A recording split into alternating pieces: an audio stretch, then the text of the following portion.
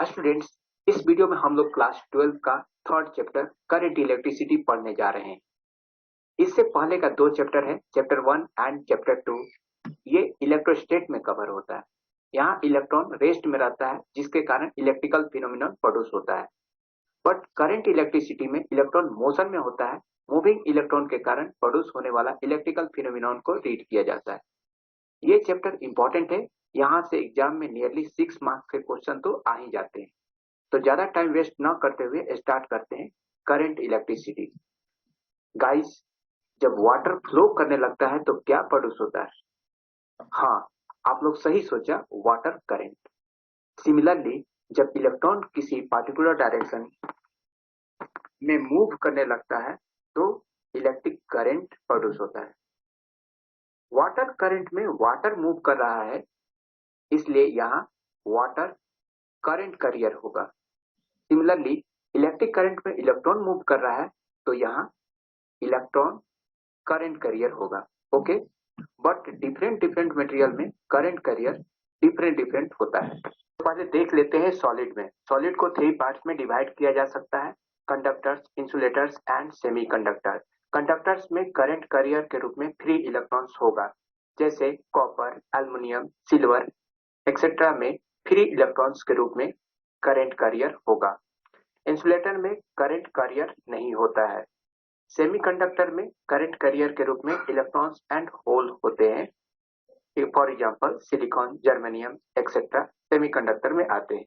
अब देख लेते हैं लिक्विड में। लिक्विड के केस में इलेक्ट्रोलाइट से इलेक्ट्रिक करंट पास होता है।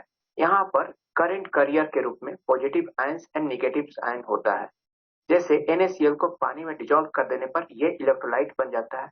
इससे इलेक्ट्रिक करंट पास कराने पर sodium ion and chloride ion current carrier के रूप में होगा। नेक्स्ट, गैस में।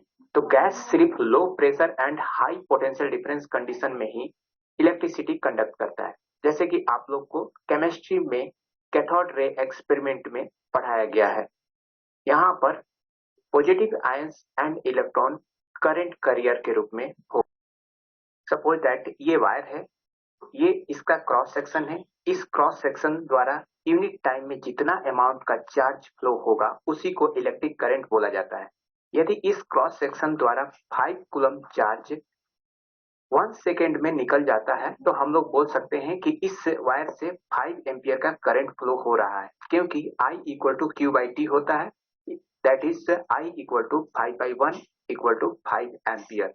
सो गाइस, हम लोग इलेक्ट्रिक करंट को इस प्रकार डिफाइन कर सकते हैं: the amount of charge flowing through any cross section of a conductor in 1 second called electric current. या तो फिर हम लोग दूसरे तरीका से भी इसको डिफाइन कर सकते हैं: the rate of flow of charge through any cross section of a conductor called electric current. That is I = Q/T, where I = electric current, Q = amount of charge, T = time. Electric current का SI unit ampere होता है, जो कि आप लोग junior class से ही पढ़ते आ रहे हो। अब 1 एम्पियर को डिफाइन कर लेते हैं। If 1 coulomb of charge flows through any cross section of the conductor in 1 second called 1 ampere. That is 1 ampere = 1 coulomb by 1 second. Suppose ये वायर है, ये इसका क्रॉस सेक्शन है। इस क्रॉस सेक्शन द्वारा यदि 1 सेकेंड में 1 कूलम चार्ज फ्लो कर रहा है तो हम लोग बोल सकते हैं कि इस वायर से 1 एम्पियर का करंट फ्लो हो रहा है। इलेक्ट्रिक करंट एक स्केलर क्वांटिटी है। आप लोग बोलोगे कि क्यों? इलेक्ट्रिक करंट में तो मैग्नीट्यूड होता ही है, साथ में डायरेक्शन भी होता है। बिल्कुल, आप लोग सही बोल रहे हो। तो समझ लेते हैं कि इलेक्ट्रिक करंट स्केलर है या वेक्टर। ये इलेक्ट्रिक सर्किट है, ये सेल है, ये की है और यहाँ बल्ब लगा हुआ है। आप लोग जूनियर क्लास में पढ़ चुके हो कि किसी सर्किट में इलेक्ट्रॉन नेगेटिव एंड से पॉजिटिव एंड की तरफ मूव करता है, बट करंट का डायरेक्शन पॉजिटिव एंड से नेगेटिव एंड की तरफ लिया जाता है। इस डायरेक्शन को कन्वेंशनल डायरेक्शन ऑफ करंट कहा जाता है। Thus, the direction of electric current is in the direction of flow of the positive charge and opposite to the direction of flow of negative charge. Right? Yes, हम लोगों ने देखा कि electric current में magnitude के साथ साथ direction भी है, बट इसको वेक्टर क्वांटिटी नहीं माना जा रहा है क्योंकि ये वेक्टर लॉ को फॉलो नहीं करता है।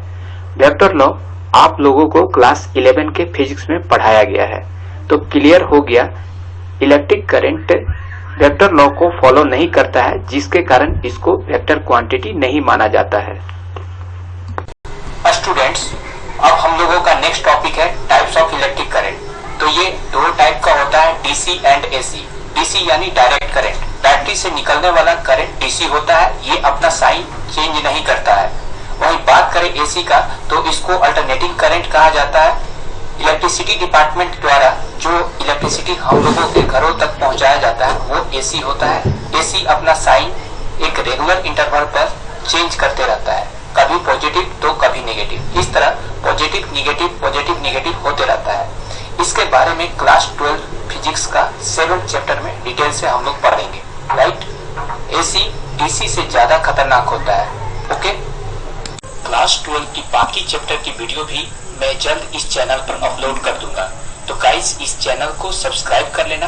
बगल में बेल का आइकन मिलेगा, उसे भी हिट कर देना ताकि न्यू वीडियो का नोटिफिकेशन आपको मिलता रहे। नेक्स्ट टॉपिक है करंट डेंसिटी, जिसको कैपिटल जे से डिनोट किया जाता है।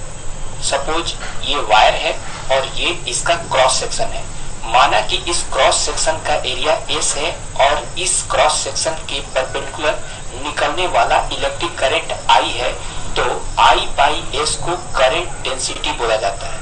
तो इसे डिफाइन कर लेते हैं, the amount of current flowing per unit area of the conductor held perpendicular to the flow of charges called current density, that is J equal to I by S, where I equal to electric current and S equal to area. SI unit of current density is ampere per meter square. Okay? और current density एक vector quantity होता है। अब आप लोगों को extra knowledge दे दूं, एक समान थिकनेस वाला वायर में करंट डेंसिटी वायर के हर एक पॉइंट पर सेम होता है, लेकिन एक डिफरेंट थिकनेस वाला वायर यानी वायर कहीं मोटा है तो कहीं पतला, ऐसे वायर में वायर के डिफरेंट पॉइंट पर करंट डेंसिटी डिफरेंट होगा। राइट, ये नॉन यूनिफॉर्म वायर है, इसके डिफरेंट पॉइंट का क्रॉस सेक्शनल एरिया डिफरेंट है। ओके, चूंकि वायर में इलेक्ट्रिक करंट हर जगह सेम रहता है, क्योंकि इलेक्ट्रिक करंट वायर के क्रॉस सेक्शनल एरिया पर डिपेंड नहीं करता है। तो इलेक्ट्रिक करंट यहाँ पर काउंट करें या यहाँ पर काउंट करें, हर जगह सेम मिलेगा। ओके, चूंकि current density equal to current by area होता है, इसलिए नॉन यूनिफॉर्म वायर के केस में क्रॉस सेक्शनल एरिया का वैल्यू डिफरेंट होने के कारण करंट डेंसिटी का वैल्यू डिफरेंट आता है। राइट, आप लोग नोटिस किया होगा कि वाटर जितनी ही ऊंचाई से गिरता है उसमें उतना ही वाटर करंट होता है। जैसे वाटरफॉल, हाइड्रो पावर प्लांट, जिसके बारे में आप लोग जूनियर क्लास में पढ़ चुके होगी। डैम से पानी छोड़ा जाता है टरबाइन पर, टरबाइन के घूमने से इलेक्ट्रिसिटी प्रोड्यूस होता है। राइट, तो इन सभी जगहों पर हम लोगों को हाई वाटर करंट देखने को मिलता है, क्योंकि यहाँ वाटर बहुत हाइट से गिर रहा होता है। ओके, एक चीज क्लियर है कि वाटर करंट के लिए लेवल में डिफरेंसेस होना चाहिए। उसी प्रकार किसी वायर के दोनों एंड के अक्रॉस पोटेंशियल डिफरेंस इंक्रीज करने पर वायर में फ्लो होने वाला इलेक्ट्रिक करंट भी इंक्रीज होता है। इसलिए तो किसी सर्किट में जैसे जैसे बैटरी की संख्या बढ़ाते हैं वैसे वैसे सर्किट में करंट भी इंक्रीज करता है। ओके, तो इसी कॉन्सेप्ट का यूज करके ओम्स लॉ को समझते हैं। Ohm's law, at constant physical condition the current flowing through a conductor is directly proportional to the potential difference across its ends, that is V is directly proportional to I। इसका मतलब ये हुआ कि voltage increase करने पर current भी increase करेगा, voltage को डिक्रीज करने पर करंट भी डिक्रीज करेगा। यहाँ V पोटेंशियल डिफरेंस को रिप्रेजेंट कर रहा है, दैट मीन्स वोल्टेज को रिप्रेजेंट कर रहा है, I इलेक्ट्रिक करंट को रिप्रेजेंट कर रहा है। अब इसको आगे बढ़ाते हैं तो V इक्वल टू RI मिलेगा। प्रोपोर्शनल साइन को हटाने पर इक्वल टू का साइन आए हुए और एक proportionality constant R R is proportionality constant called electric resistance. R के बारे में कुछ और हम लोग समझ लेते हैं। तो R that means electric resistance किन किन बातों पर डिपेंड करता है? तो ये नेचर ऑफ मटेरियल पर डिपेंड करता है।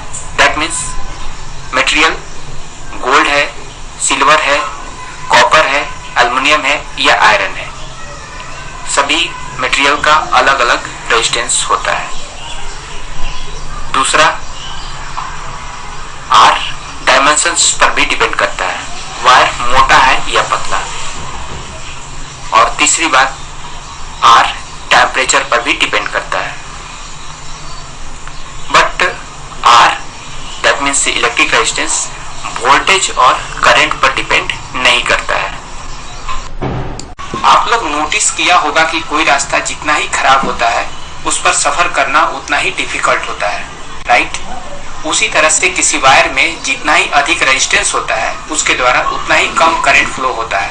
ओके, तो आप लोग समझ गया होगा कि रेजिस्टेंस का क्या मतलब होता है। रेजिस्टेंस का मतलब होता है रुकावट, अपोज करना। ओके, तो इसका डेफिनेशन देख लेते हैं। इलेक्ट्रिक रेजिस्टेंस को कैपिटल R से डिनोट किया जाता है। The property of a conductor due to which it opposes the flow of current through it called electric resistance. Mathematically R equal to V by I होता है। V potential difference को represent कर रहा है और I इलेक्ट्रिक करंट को represent कर रहा है। इलेक्ट्रिक रेजिस्टेंस का SI यूनिट ओम होता है। अब हम लोग 1 ओम को डिफाइन कर लेते हैं।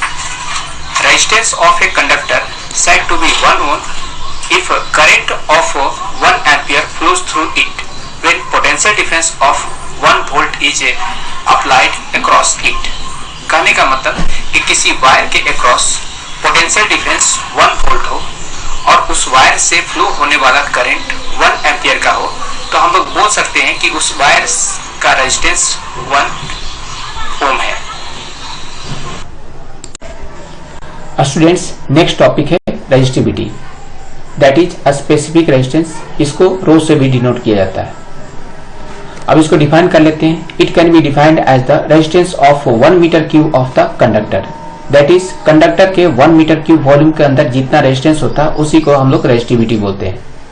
ओके, अब इसका फॉर्मूला डिराइव कर लेते हैं। तो R is proportional to L, means electric resistance जो होता है कंडक्टर के लेंथ का डायरेक्टली प्रोपोर्शनल होता है। मीन्स एक छोटा वायर में रेजिस्टेंस का वैल्यू छोटा होगा और बड़ा वायर में रेजिस्टेंस का वैल्यू ज्यादा होता है। मीन्स वायर का लेंथ जितने ही अधिक बढ़ाएंगे रेजिस्टेंस का भी वैल्यू उतने ही बढ़ेगा। सेकेंड पॉइंट है R is proportional to 1 by A। A यहाँ पर वायर के क्रॉस सेक्शनल एरिया को रिप्रेजेंट कर रहा है। तो इसका मतलब ये हुआ कि एक मोटे वायर में रेजिस्टेंस का वैल्यू कम होता है और एक पतला वायर में रेजिस्टेंस का वैल्यू ज्यादा होगा। अब इन दोनों पॉइंट को हम लोग कंबाइन कर लेते हैं तो R is proportional to L by A मिलेगा। अब यहां से प्रोपोर्शन साइन को हटाएंगे तो इक्वल टू आएगा और एक प्रोपोर्शनलिटी कांस्टेंट आएगा। अब इस प्रोपोर्शनलिटी कांस्टेंट को रो बोला जाता है और रो यहां पर रेजिस्टिविटी को रिप्रेजेंट कर रहा है। Where rho is resistivity. Resistivity का SI यूनिट ओम मीटर होता है। अब रेजिस्टिविटी के बारे में और कुछ जानकारी ले लेते हैं। The resistivity of a substance does not depend on its length और थिकनेस। ये रेजिस्टेंस की तरह नहीं है। रेजिस्टेंस वायर के डायमेंशन पर भी डिपेंड करता था, लेकिन रेजिस्टिविटी वायर के डायमेंशन पर डिपेंड नहीं करता है। एक मोटा वायर हो या पतला वायर हो, दोनों केस में रेजिस्टिविटी सेम ही रहेगा।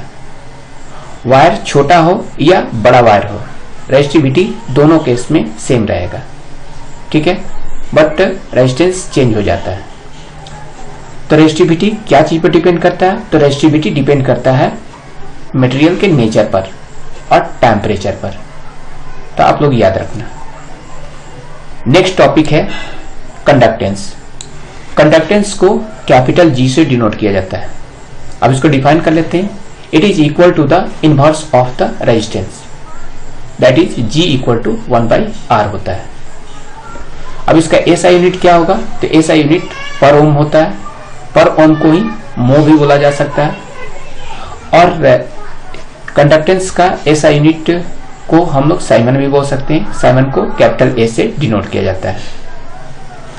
नेक्स्ट है कंडक्टिविटी। कंडक्टिविटी को K से डिनोट किया जाता है। इसका फुल फॉर्म होता है kappa. It is equal to the inverse of its resistivity, that is K equal to 1/ρ होता है। कंडक्टिविटी का SI यूनिट होता है पर ओम पर मीटर, या हम लोग बोल सकते हैं मो पर मीटर, या फिर साइमन पर मीटर भी बोल सकते हैं।